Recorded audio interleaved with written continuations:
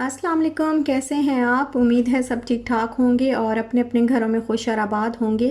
अल्लाह ताला आप लोगों को खुश रखे, आबाद रखे और हर तरह की नागहानी आफतों, मुसीबतों और बलाओं से आपको महफूज रखे। आमीन सुमा आमीन। तो आज भी इब्तिदा जो है वो सुबह के टाइम से ही है, लेकिन आज मैं चाय से इब्तिदा नहीं कर रही। आज मैंने कहा मैं आपको पूरा नाश्ता जो है वो बना के तो फिर दिखाती हूँ, फिर आपके साथ शेयर करती हूँ। तो हस्बैंड जो है वो आज मेरे घर पे हैं, क्योंकि आज उनकी छुट्टी है। तो फिर मैंने सोचा कि ज़रा हैवी सा जो है वो नाश्ता किया जाए। वैसे आपको पता है कि नाश्ता मैं बहुत लाइट सा करती हूँ, मेरे से किया ही नहीं जाता हैवी नाश्ता। तो आज फिर मैंने पराठे वगैरह बनाए और साथ में अंडे वगैरह फ्राई कर लिए। और यहाँ पर जिन मेरी सिस्टर्स ने अभी तक मेरे चैनल को सब्सक्राइब नहीं किया तो उनसे मेरी रिक्वेस्ट है कि मेरे चैनल को सब्सक्राइब भी कर दें और घंटी के निशान को भी दबा दें, बेल आइकन को प्रेस कर दें। और सारी मेरी बहनें जो हैं वो अंगूठा भी चिपका दें, थम्स अप भी दे दें, मेरी वीडियो को लाइक कर दें। बहुत बहुत शुक्रिया आप लोगों का। और फिर नाश्ता वगैरह करने के बाद मुझे कुछ चीज़ें लेनी थी, तो साथ में ही एक जो है वो छोटी सी सुपर मार्केट है, तो फिर हम यहाँ पे आए और यहाँ पे फिर मैंने हाँ, अपनी जो काम की जो चीज़ें वगैरह लेनी थी वो ली।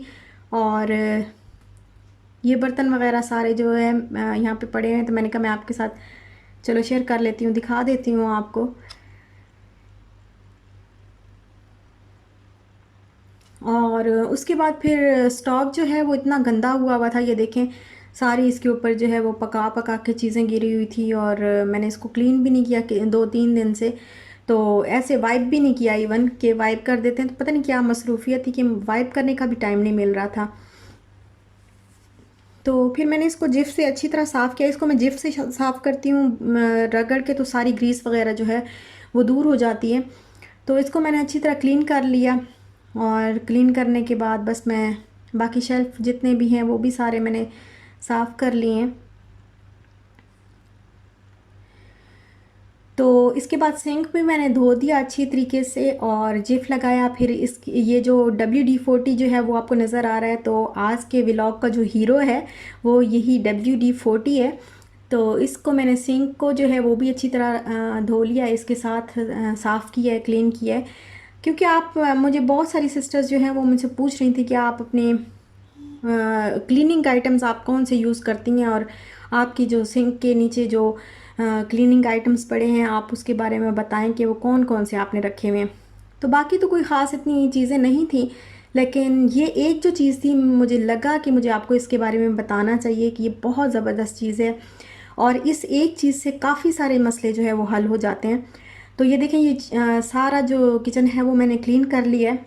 और सिंक वाली साइड जो है इसको मैंने पहले जेब से अच्छी तरह रगड़ के साफ़ किया। उसके बाद मैंने WD-40 का स्प्रे किया और इसको अच्छी तरह जो है वो रगड़ दिया, सारा साफ़ कर लिया। तो इससे स्टेन भी सारे दूर हो जाते हैं और ये देखें ये बिल्कुल शाइन भी आ जाती है इसके अंदर। अच्छा, ये जो WD-40 है ये इसका मुझे तब पता चला था जब हमने फ़र्नीचर लिया था और इसको फिक्स करने के लिए फ़र्नीचर को जो लोग आए थे उनके पास ये था, तो फिर हमने उनसे ये ले लिया था कि आप हमें मतलब उनसे उनको पे कर दिया था कि आपके पास ये जो है ये हमें दे दें। तो आप तो और भी ले सकते हैं लेकिन हमें शायद मिले ना मिले, तो ये हमें दे दें। तो उन्होंने फिर हमें दिया था। उसके बाद हमने काफ़ी पढ़ा इसके बारे में, तो और मिल भी जाता है ये आराम से इजीली, ये हर जो है वो मार्केट से, सुपर मार्केट से मिल जाता है। तो इसके जो काम हैं, इसके जो फ़ायदे हैं वो ये हैं कि अगर जैसे जैसे ये मेरा रॉड वाला जो है वो डाइनिंग टेबल है, तो इसको पहले मैं डस्ट जो है इसकी अच्छी तरह क्लीन कर लेती हूँ ड्राई कपड़े के साथ और झाड़ लेती हूँ। और उसके बाद WD-40 का स्प्रे करके तो फिर इसको अच्छी तरह वाइप कर लेती हूँ। तो ये इसमें शाइन भी आ जाती है, ये ज़ंग से भी बचाता है और ग्रीस भी नहीं आने देता, किसी भी चीज़ पे ग्रीस नहीं आने देता, ज़ंग नहीं लगने देता और शाइन भी आती है।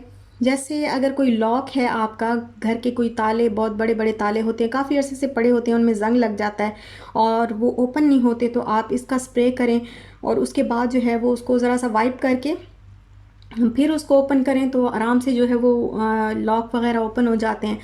इसके अलावा अगर आपने कहीं स्कॉच टेप जो है वो चिपकाई है और उसके बाद आपने उसको रिमूव किया है लेकिन उसका दाग नीचे रह जाता है, वो जो एक एक जेल सी होती है वो रह जाती है, वो बिल्कुल नहीं उतरती किसी भी चीज़ से।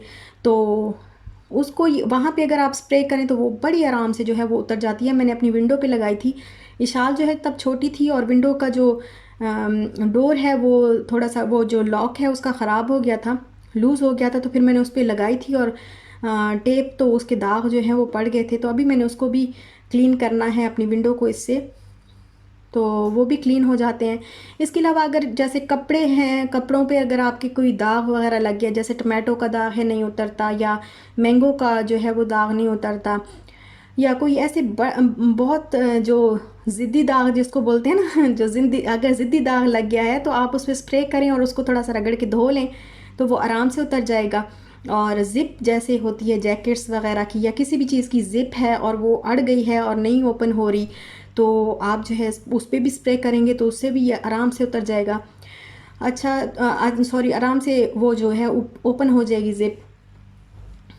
अच्छा, फ़र्नीचर के लिए ना मुझे इसका कोई कोई ख़ास आइडिया नहीं है, लेकिन फ़र्नीचर जब हमने लिया था तो वो जो लोग आए थे उसको फ़िक्स करने के लिए, तो उन्होंने इस फ़र्नीचर के ऊपर स्प्रे किया था और वो काफ़ी जो है वो शाइन करने लग गया था। तो फिर हमने उनसे पूछा था कि आप क्यों करते हैं, तो उन्होंने कहा था कि ये एक तो डस्ट जो है वो उससे बचाएगा, और दूसरा जैसे दाग वगैरह होते हैं तो फर्नीचर के ऊपर बाज़ दफ़ा आपने देखा है दाग जो है वो बहुत पक्के पक्के से जम जाते हैं, बिल्कुल उतरते नहीं हैं, पानी से सोप भी लगा लो किसी भी चीज़ से वो जाते नहीं हैं। तो दाग वगैरह जो है वो आराम से इससे उतर जाते हैं। और ये मैंने ट्रेडमिल को भी अच्छी तरीके से जो है वो साफ़ कर लिया। ये देखें, इसके ऊपर भी जो स्टेन्स वगैरह यहाँ पे लग जाते हैं ना चलते चलते इस पे, तो इस पे भी जो है वो मैंने स्प्रे किया और फिर इसको क्लीन कर लिया, तो शाइन भी आ गई और देखें क्लीन भी हो गया है। तो अच्छा, ट्रेडमिल के बारे में इंशाल्लाह मैं आपको फिर बाद में जो है एक व्लॉग अलग से बनाऊंगी इसका। और अच्छा, बात हो रही थी WD-40 की, तो उसके लिए फिर वो उन्होंने कहा कि अगर आप जो है इसके ऊपर स्प्रे करेंगे तो ये आपके वो स्टेन्स वगैरह वो भी रिमूव कर देगा। डोर्स पे भी अगर आप करेंगे तो शाइन आ जाती है। तो मैंने अभी डोर पे किया है, लेकिन यहाँ पे ये देखें इस जगह पे मैंने इसको अच्छे तरीके से अभी क्लीन करना है, इसके डोर के हैंडल को। और ये देखें ये काफ़ी अच्छी तरह जो है वो क्लीन हो गया है। इसके अलावा वॉशरूम में भी अगर आप इसको यूज़ करें, जैसे टॉयलेट के अंदर बहुत सख्त किस्म के दाग होते हैं, उस पर भी अगर आप स्प्रे करें तो आराम से उतर जाएगा WD-40।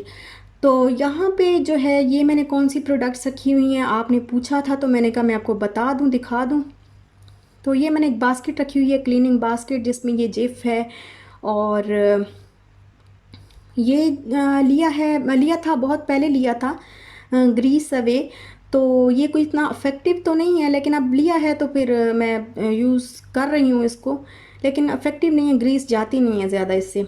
और जैसे ये विंडो के क्लीनर है, जैसे स्टोव के ऊपर जो ऊपर वो जो मिरर सॉरी ग्लास लगा होता है, तो उसको आप जो है आराम से इसके साथ क्लीन करें तो दाग वगैरह चले जाते हैं। और यहाँ पे ये थोड़े से टावल वगैरह पड़े हैं, ये ग्लव्स हैं जो मैं पहनती तो नहीं हूँ, लेकिन फिर भी मैंने रखे हुए हैं। कुछ ब्रश वगैरह और फिनाइल की बॉल्स वगैरह रखी हुई हैं। ये जिफ मैं लेके आई थी, ऑफ़र में था। और ये बहुत अच्छी चीज़ है, मिस्टर मसल। ये मैंने ड्रेन जेल रखा हुआ है, तो ये बहुत इफ़ेक्टिव है और बहुत जल्दी जो है वो पाइप लाइन्स जो है वो ओपन हो जाती हैं और सिंक वगैरह ओपन हो जाते हैं। और स्प्रे तो मैंने आपको बताया। और ये है, ये WD-40 है और ये डिश वॉशिंग लिक्विड है। अच्छा, ये भी मैं मिस्टर मसल वालों का यूज़ करती हूँ, ये टॉयलेट के लिए है। तो ये ऑफ़र में मिले थे मुझे 3, एक अभी यूज़ हो रहा है तो 2 मैंने यहाँ रखे हुए हैं। बाकी ये कुछ चीज़ें जैसे ऑफ़र में होती हैं, कुछ हैंड वॉश और शैम्पू वगैरह, तो ये यहाँ पे ये चीज़ें रखी हुई हैं, स्प्रे वगैरह और टूथपेस्ट वगैरह। और यहाँ पे ही मैं रखती हूँ सर्फ़। तो बस ये चीज़ें मैंने जो है वो सिंक के नीचे जो मेरी कैबिनेट है उसके अंदर मैंने ये सारी चीज़ें रखी हुई हैं।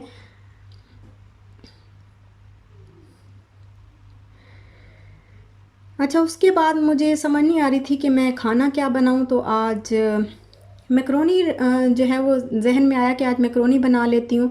तो क्योंकि चिकन भी जो है वो फ्रोज़न पड़ा हुआ था, तो फिर मैंने क्या किया, मैंने चिकन निकाला, उसको जो है वो तिक्का मसाला भी पड़ा हुआ था, तो मैंने तिक्का मसाला उसके अंदर 2 से 3 टेबल स्पून डाला और तकरीबन ये 1 पाव चिकन होगा और इसके अंदर मैंने 2 से 3 टेबलस्पून टिक्का मसाला डाला है और 2 से 3 टेबलस्पून भर के योगर्ट के डाले हैं और इसको तकरीबन आधे घंटे के लिए मैंने कर दिया मैरिनेट। और मैरिनेट करने के बाद फिर मैंने इसको थोड़ा सा ऑयल डाल के बस अब मैं इसको पका रही हूँ चिकन को। तो इसमें पानी मैंने ऐड नहीं किया, बस इसको ढक के हल्का सा पकाऊंगी तो ये पक जाएगा अपने ही पानी में, अपना पानी छोड़ देता है और साथ में योगर्ट भी पानी छोड़ती है, तो इसी में ये पक जाएगा। चिकन वैसे ही जल्दी गल जाता है।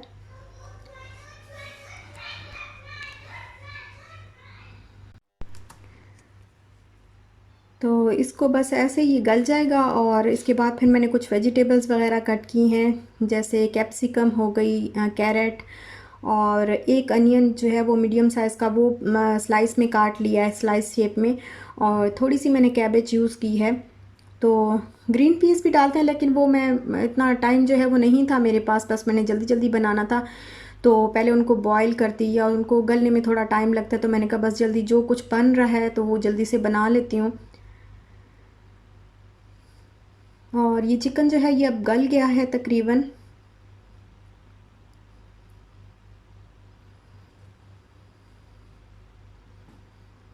अब मैं इसके अंदर ऐड कर रही हूँ जो भी सारी वेजिटेबल्स वगैरह थी, सारी जो है वो मैं इसके अंदर ऐड कर रही हूँ। जितनी मैंने चॉप करके अभी जो है वो रखी थी वो मैं सारी इसके अंदर ऐड कर रही हूँ।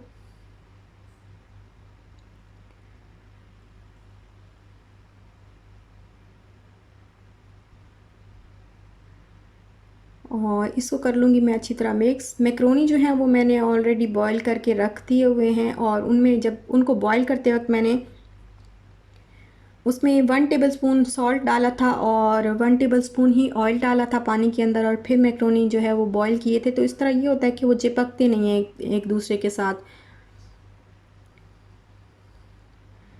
तो बस ये वेजिटेबल्स वगैरह जो है ये अच्छी तरह डाल के इनको मैंने मिक्स कर दिया है और थोड़ी देर के लिए मैं ढक के इसको पका दूँगी।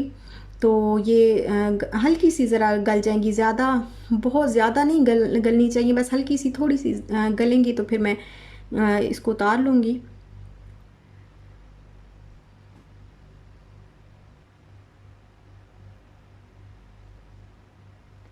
और ये देखें ये अभी मैंने इसको थोड़ा सा हल्का सा बस गला लिया है वेजिटेबल्स को, और बिल्कुल पक गई हैं। मैंने उनको हल्का सा फ्राई भी कर लिया है। तो अब बस मैं इसके बाद इसको मिक्स कर दूंगी मैक्रोनी जो ऑलरेडी मैंने बॉईल करके रखे थे। अच्छा, उससे पहले ना मैं अगर आपको जो है वो केचप जितनी आप अपनी मर्ज़ी के मुताबिक डालें, मैं तकरीबन हाफ़ कप के बराबर जो है वो ऐड कर रही हूँ इसमें केचप। और आप चाहें तो इधर ही ऐड कर सकते हैं, चाहें तो इसको पकाने के बाद जब आप मैक्रोनी के साथ मिक्स करेंगे तब भी ऐड कर सकते हैं। तो मैं बस यहाँ पे ही ऐड कर रही हूँ और इसको अच्छी तरह मिक्स कर लूँगी।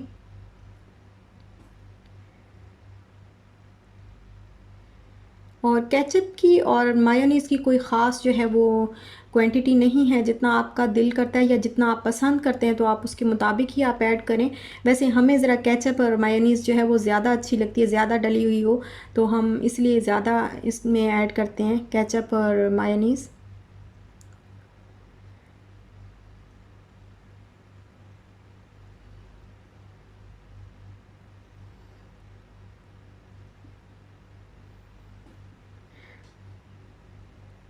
और बस थोड़ा सा पकाने के बाद अब ये देखिए मैं इसको जो है वो मिक्स कर रही हूँ मैक्रोनीज़ के साथ। इसको अच्छी तरह जो है वो मिक्स कर लूँगी डाल के सारा मसाला जो मैंने बनाया है चिकन वाला।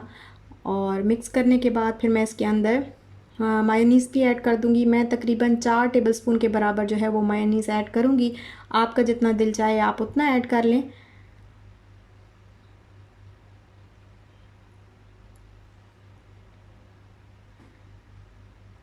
और ये देखिए ये मैंने कर लिया है मिक्स इसको अच्छी तरह। और अभी गरम था ना मसाला, तो अभी देखिए इसमें से भाप निकल रही है। अब मैं इसके अंदर 4 टेबलस्पून के बराबर जो है वो मायोनीज़ ऐड करूँगी, और मज़ीद मुझे चाहिए होगा तो मज़ीद भी मैं ऐड कर दूँगी बाद में। पहले टेस्ट कर लूँगी तो फिर उसके बाद देखेंगे कितना और जो है वो ज़रूरत है। और केचप मुझे थोड़ी कम लग रही थी तो फिर इसके अंदर मैंने जो भी केचप जितनी बची हुई थी तो वो भी मैंने इसके अंदर और ऐड कर दी। जितनी बच गई थी तो बस मैंने उतनी जो है इसके अंदर ऐड कर दी। और अब फिर इसको मिक्स करके तो बस फिर हम इसको मज़े मज़े से खाएंगे। और बस यहीं तक था मेरा आज का व्लॉग। अगर आपको अच्छा लगा हो तो लाइक शेयर सब्सक्राइब ज़रूर करिएगा। और अगर ये मेरी रेसिपी अच्छी लगे तो ज़रूर घर पे ट्राई करिएगा, ज़रूर बनाइएगा और मुझे ज़रूर आके फिर बताइएगा कि कैसी बनी। और दुआ में याद रखिएगा, अपना ख्याल रखिएगा, अपने प्यारों का भी ख्याल रखिएगा। जाते जाते लाइक करते जाइएगा, अंगूठा चिपकाते जाइएगा और मेरे चैनल को सब्सक्राइब करना ना भूलिएगा। अपना ख्याल रखिएगा। इंशाल्लाह फिर मिलेंगे नेक्स्ट व्लॉग के साथ। तब तक के लिए अल्लाह हाफिज़।